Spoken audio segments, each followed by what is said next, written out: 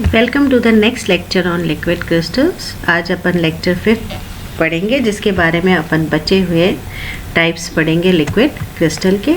तो तीसरा है जो उसको कहते हैं मिक्स्ड लिक्विड क्रिस्टल्स या मिश्रित द्रव crystals. Such type of liquid crystals show both the phases. ये दोनों तरह के फेजेस शो करता है, स्मैक्टिक भी और निमेटिक भी। अगर अपन सॉलिड क्रिस्टल को हीट करते हैं, ये एग्जाम्पल दे रखा है एथिल एनिसोल पैरा अमीनो सिनेमेट। इसको अगर अपन हीट करते हैं तो एक transition temperature, particular definite temperature जो कि है 83 डिग्री, ये स्मैक्टिक फेज शो करता है। फिर ये 91 डिग्री सेंटीग्रेड पर ये दोबारा से दूसरा स्मैक्टिक फेज शो करता है, मतलब ये प्रॉपर्टी स्मैक्टिक फेज की आई। फिर नेक्स्ट ट्रांजिशन टेम्परेचर जो है 118 डिग्री है 118, इसमें ये निमेटिक फेज शो करता है। और फिर 139 डिग्री सेंटीग्रेड पर ये लिक्विड फेज में कन्वर्ट हो जाता है। कोलेस्टेरल मिरेस्टेट ये भी इसी तरीके के एक एग्जाम्पल है और ये भी मिक्स्ड लिक्विड क्रिस्टल में आता है। इसमें 72 डिग्री सेंटीग्रेड पर जब अपन हीट करते हैं तो ये स्मैक्टिक फेज शो करता है, 78 पर ये निमेटिक फेज शो करता है। और निमेटिक फेज जिसकी प्रॉपर्टीज़ निमेटिक लिक्विड क्रिस्टल की तरह से होती है, और 83 डिग्री सेंटीग्रेड पर ये क्लियर लिक्विड में हो जाता है कन्वर्ट। ये अपना वापस से एग्जांपल लिख दिया है, इथिल एनिसोल पैरा अमीनो सिनेमेट। इसको 83 डिग्री सेंटीग्रेड पर करा तो ये स्मैक्टिक लिक्विड क्रिस्टल में हुआ फर्स्ट फेज में। फिर 91 डिग्री सेंटीग्रेड पर ये स्मैक्टिक फेज 2 में कन्वर्ट हुआ। फिर ये अपने 118 डिग्री सेंटीग्रेड पर ये हो गया निमेटिक फेज शो कर रहा है।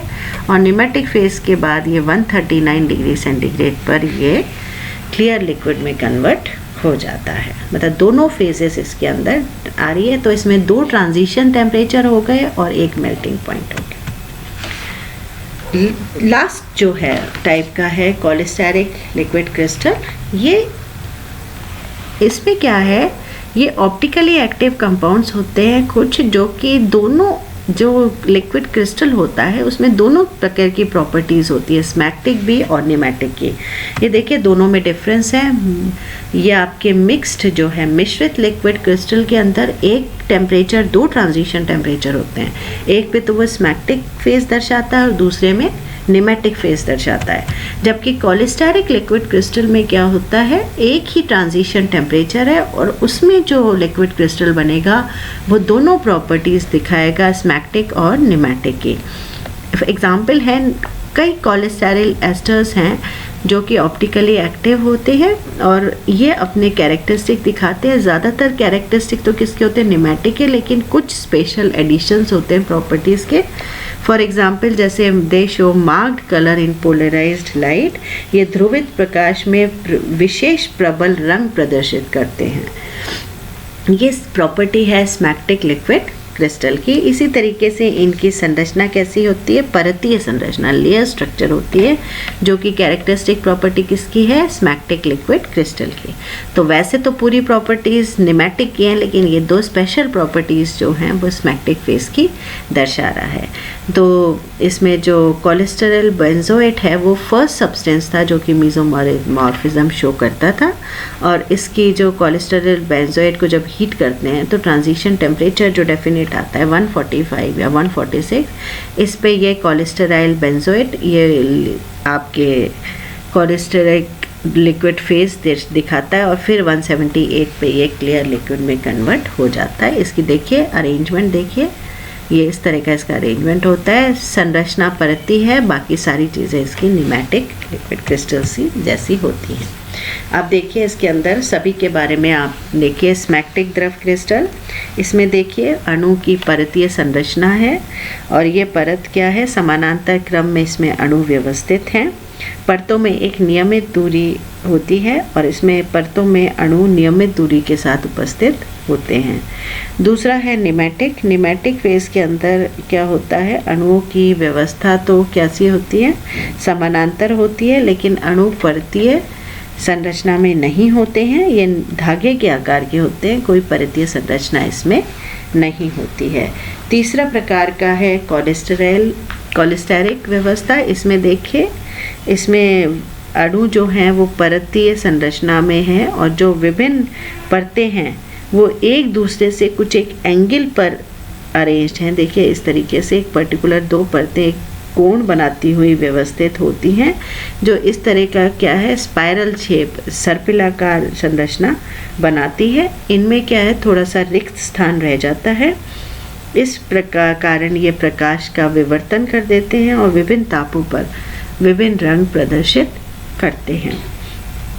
इसमें इसके अलावा देखिए ये लिक्विड फेज है। लिक्विड फेज में देखिए कोई व्यवस्था नहीं है, मॉलिक्यूल स्वतंत्र रूप से अणु एक दूसरे में घूम रहे हैं, लेकिन ये कुछ दूरी तक ही है, इनमें दूरी ज़्यादा नहीं होती है। तो दोनों में अंतर स्पष्ट हो रहा है। जिस तरह से अरेंजमेंट देखिए और इसके अंदर अरेंजमेंट नहीं है। इसमें थ्योरी है स्वार्म थ्योरी, बहुत ही इम्पॉर्टेंट थ्योरी है लिक्विड क्रिस्टल्स की। इसको ई बोस ने सबसे पहले, साइंटिस्ट बोस ने दी थी। दी सब्सटेंसेस, इसकी कुछ पॉइंट्स हैं इम्पॉर्टेंट जो मैंने लिखे हैं। The substances with long change, जो सब्सटेंसेस हैं, पदार्थ हैं जिनमें लंबी श्रृंखला युक्त यौगिक जो हैं ये अरेंज कर जाते हैं parallel to each other. In this way, a number of groups would be obtained in each of which there is more or less definite orientation. इस तरीके से ये व्यवस्थित होते हैं स्वार्म थ्योरी के अंदर। अवयवी अणु श्रृंखला युक्त संरचना में होते हैं एवं अणु एक दूसरे के समानांतर क्रम में होने का प्रयास करते हैं। Arrange themselves, tend to arrange themselves, ये समानांतर क्रम में व्यवस्थित होने की प्रयास करते हैं।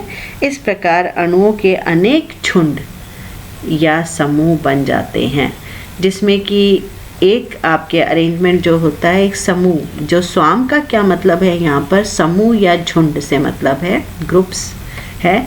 तो arrangement in one swarm will not be parallel to that in another. एक में आवश्यक नहीं है कि एक समूह जो है दूसरे अन्य समूह के अणुओं के साथ भी समानांतर क्रम में लगा हो। टर्बिडिटी क्यों होती है इनमें, जो आविल आता है, आविलता होती है, वो किसके कारण होती है? ये जो झुंड हैं, झुंड इन ये जो करते हैं प्रकाश का प्रकीर्णन कर देते हैं, प्रकाश को विकीर्णित कर देते हैं, स्कैटर कर देते हैं, जब जिसके कारण ये क्या होता है, टर्बिडिटी या आविलता इसके अंदर आती है। जैसे ही हम टेम्परेचर बढ़ाते हैं, ये जो आपके जो झुंड हैं या समूह है, इनमें क्या होता है, गतिज ऊर्जा ले लेते हैं अणु, और गतिज ऊर्जा के कारण ये धीरे धीरे टूटते जाते हैं और इनका साइज छोटा होता जाता है समूह का।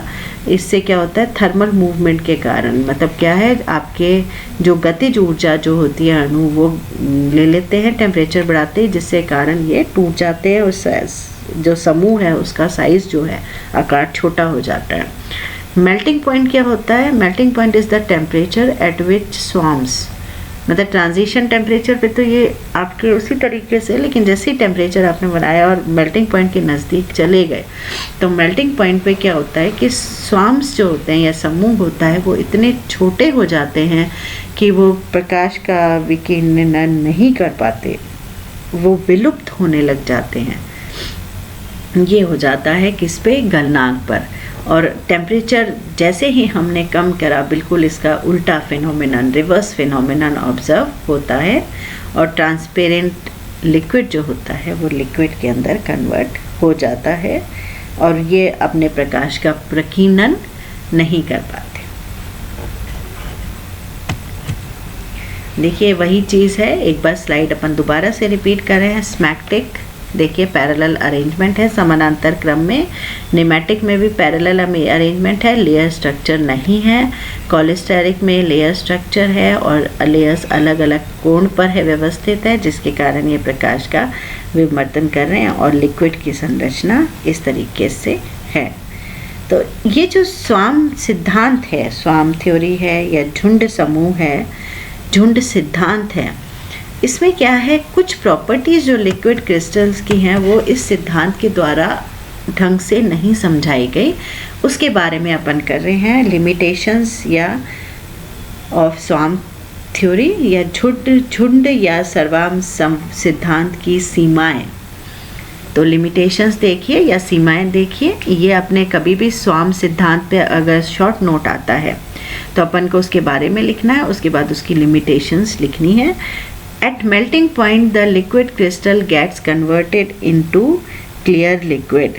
गलनांक पर जो है द्रव क्रिस्टल को जब गर्म किया जाता है तो वो बिल्कुल स्वच्छ द्रव में परिवर्तित हो जाते हैं।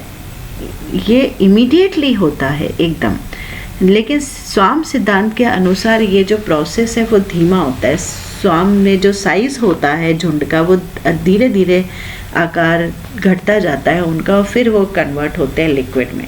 जबकि मेल्टिंग पॉइंट पे सीधा ही लिक्विड क्रिस्टल जो है सीधा ही, कोई समय इतना नहीं लगता और तुरंत ये स्वच्छ द्रव में परिवर्तित हो जाते हैं। तो ये इस स्वाम सिद्धांत के अनुसार नहीं समझाया गया इस तरह का टाइम लैग। नेक्स्ट पॉइंट है only some of the long chain organic compounds.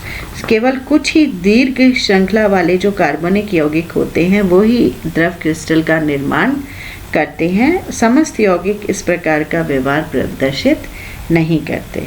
इनकी व्याख्या भी स्वाम सिद्धांत द्वारा नहीं की जा सकती कि सिर्फ कुछ ही श्रृंखला युक्त यौगिक जो हैं दीर्घ श्रृंखला वही आपके इस तरह के क्रिस्टल का निर्माण करते हैं, बाकी नहीं करते। थर्ड है स्मैग्मेटिक द्रव क्रिस्टलों को कांच की प्लेट पर फैलाने पर वो एक सीढ़ी नुमा संरचना बना लेते हैं। इन क्रिस्टलों के इस गुण की व्याख्या भी झुंड सिद्धांत के द्वारा नहीं की गई। Smectic are placed on they form a stair type structure. This property also can't be explain by this theory. तो ये तीनों ही पॉइंट्स हैं जिसमें कि मेल्टिंग पॉइंट पर सीधा ही परिवर्तन होता है, बहुत स्पीड में होता है, जबकि स्वाम सिद्धांत के अनुसार ये धीरे धीरे होना चाहिए। दूसरा, सिर्फ कुछ यौगिक ही हैं लॉन्ग चेन कंपाउंड्स जो कि लिक्विड क्रिस्टल बनाते हैं, बाकी नहीं बनाते। तीसरा है स्मैग्मेटिक द्रव क्रिस्टल को जब क्लीन ग्लास प्लेट पर रखते हैं तो ये सीढ़ी नुमा संरचना बनाते हैं। ये प्रॉपर्टी भी स्मैग्मेटिक लिक्विड क्रिस्टल की इस थ्योरी के द्वारा नहीं समझाई जा सकती।